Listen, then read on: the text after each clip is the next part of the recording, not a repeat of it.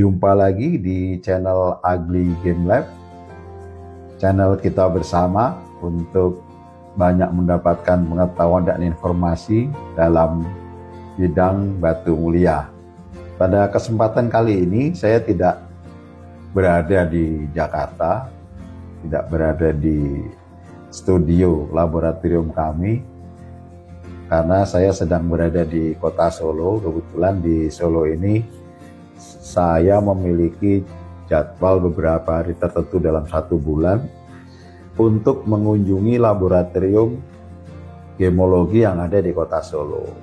Tepatnya di komunitas atau di daerah yang bernama Jayengan Kampung Permata. Ini memiliki sejarah yang unik dalam perjalanannya menjadi wilayah atau daerah yang didukung oleh Pemdanya, wali kotanya, menjadi daerah tujuan wisata belanja, ya, wisata belanja, khususnya belanja batu mulia. Bagaimana dia bisa menjadi tujuan wisata belanja permata yang didukung oleh pemerintah daerah. Lain kali kita akan membahasnya, memberi ulasan dan meliput mengenai hiruk pikuk tempat ini.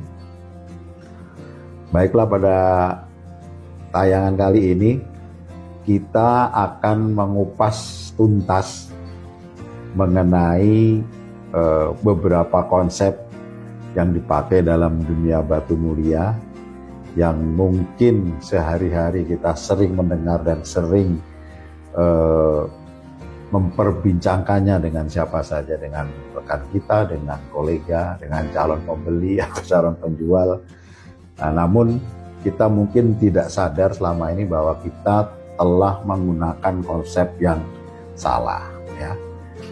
Sebetulnya topik kali ini itu penting tidak penting lah, ya. Penting tidak penting itu mungkin bagi sebagian orang tidak penting karena sudahlah, toh dagangan saya laku gitu ya, jualan saya lancar, saya nggak perlu yang gini-gini lah, mau mengetahui ini mengetahui itu gitu ya, nggak penting gitu ya. Nggak salah juga, karena setiap orang memiliki prinsip sendiri-sendiri, memiliki jalan pemikiran sendiri, dan kita tidak bisa memaksakan satu orang dengan orang lain untuk sependapat dengan kita. Tapi namanya pendapat ya harus kita hargai. Nah, bisa juga dikatakan ini penting karena ini sebagai sarana kita semua untuk naik kelas. Ini sesuatu yang perlu saya sampaikan. Jadi terserah nanti pemirsa mau menganggap ini penting atau tidak penting, akan saya kembalikan kepada saudara-saudara sekalian. Topik yang akan kami sampaikan kali ini adalah serial mengenai apa itu konsep brilliance, kemudian fire, kemudian yang terakhir adalah luster atau luster. Terserah Anda memakai yang mana, luster, luster boleh. Materi ini juga kami berikan kepada siswa-siswa kami yang mengikuti kelas pendidikan dasar atau Introduction to Gemology di Sekolah Gemologi Indonesia. Namun sebelum mengupas satu persatu 3 konsep tadi, saya perlu memberikan sedikit ilustrasi. Misalkan saja saya ingin menyampaikan kepada rekan saya atau kolega saya memiliki batu ya atau cincin, kemudian saya tunjukkan ke yang bersangkutan atau kepada calon pembeli ya. Jadi, biasanya ini sudah umum dan ini juga saya lakukan dulu sebelum saya memperoleh pendidikan yang baik dalam bidang ilmu gemologi. Misalkan saja begini, lihat Pak, ini batu saya ini luar biasa nih, lihat nih, lusternya saja seperti ini ya. Waduh, luar biasa lusternya toh Pak. Oke, ini kan biasa. Apakah penggunaan istilah itu, penggunaan konsep itu benar atau salah? Nah, nanti akan kita jawab nih setelah kita bahas. Tidak sepenuhnya salah juga, karena ini sudah diwariskan ya. Sudah diwariskan turun-temurun dari orang tua kita dulu. Saya juga melakukan hal yang sama. Nah, dengan menyampaikan, oh Pak, batu saya lihat nih, lusternya luar biasa nih. Nah, sebenarnya apa yang ingin kita sampaikan kepada calon pembeli kita, kolega kita, rekan bisnis kita? Apa yang ingin kita deliver? Apakah kemilau batunya, ataukah sparkling, atau kerlap-kerlip batunya, atau apa sebetulnya? Baiklah, untuk mempersingkat waktu, kami akan membahas konsep yang pertama mengenai seri ini, yaitu mengenai brilliance. Ya, apa itu brilliance sebetulnya? Ya, brilliance itu adalah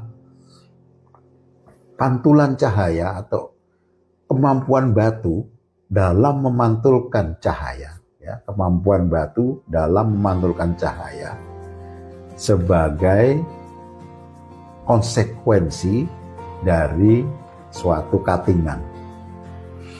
Jadi cahaya yang masuk ke permata Anda umumnya melalui tabel ya atau crown gitu ya.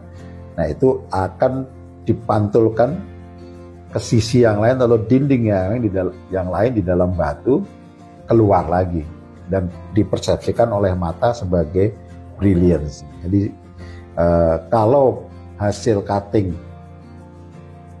atau cuttingan batu itu proporsinya bagus ya, atau proporsional, dia akan menghasilkan brilliance yang luar biasa. Jadi intinya dalam brilliance itu ada 3 hal yang terlibat ya, yang bertanggung jawab terhadap munculnya brilliance, yaitu 1 pasti cahaya ya, karena ada cahaya masuk ke dalam batu, oleh karena itu dia akan muncul brilliance.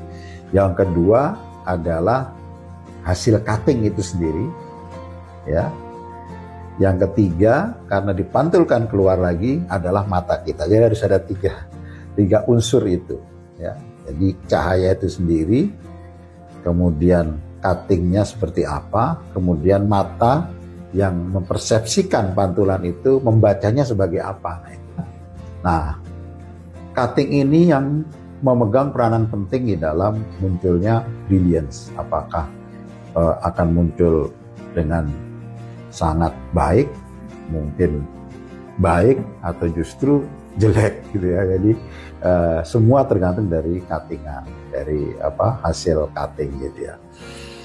Hasil cutting yang proporsional tadi yang sudah saya sebutkan di depan akan memantulkan cahaya kembali dari dalam batu keluar ya. Jadi kita akan melihatnya, mata akan menerjemahkannya sebagai brilliance yang luar biasa. Pavilion yang terlalu dalam atau terlalu panjang itu akan mengakibatkan pantulan cahaya yang masuk atau sumber cahaya yang masuk itu disebarkan ke segala arah yang kita tidak tahu kemana. Jadi akhirnya yang kembali ke atas itu hanya sekian persen saja yang ditangkap oleh mata. Yang lainnya ke samping, ke kiri, ke kanan, kita nggak tahu kemana. Itu yang terlalu dalam ya, sehingga kadang persepsi kita terhadap batu tersebut itu adalah menghitam di daerah tengah. Jadi tidak ada kilaunya, tapi malah menghitam daerah tengah. Nah, itu ciri khas cuttingan daerah pavilion yang terlalu dalam, yang terlalu panjang ya. Nah, kalau pavilion yang terlalu tipis ya, itu akan mengakibatkan cahaya yang masuk ke dalam batu itu akan lolos ke bawah. Jadi akan lolos semua ke bagian bawah pavilion, tidak ada yang kembali ke atas. Itulah kadang kita melihat cuttingan seperti itu, kesannya itu adalah daerah tengah batu itu seperti kosong ya, kosong, tidak ada apa-apa gitu, jadi lost gitu ya, kayak lost gitu. Nah, kemudian kalau kita coba taruh batu di atas buku, kita akan bisa membaca tulisan-tulisannya, itu akan bisa terbaca. Itu efek itulah yang dinamakan efek windowing. Lalu bagaimana brilliance itu diterjemahkan atau ditangkap oleh mata? Nah, ini ada insight-nya, kita lihat bersama video di sebelah kami, bahwa brilliance ditangkap oleh mata itu sebagai kerlap-kerlip antara hitam dan putih atau gelap dan terang, itu berganti-gantian. Ya, jadi hitam, putih atau gelap, terang itu berganti-gantian. Ya, coba kita amati bersama-sama. Nah, itulah yang dinamakan brilliance. Fire ini adalah konsekuensi dari dispersi. Ya, nanti kita bahas sedikit apa itu dispersi. Mudah-mudahan informasi ini bermanfaat bagi kita semua, bisa menambah ilmu pengetahuan, menambah wawasan, dan kita bisa praktikkan ini dalam kehidupan sehari-hari dalam menekuni bidang kita di industri batu mulia. Demikian, terima kasih sekali lagi atas segala atensi. Selamat beraktivitas, selamat berkarya, tetap semangat, dan sampai jumpa.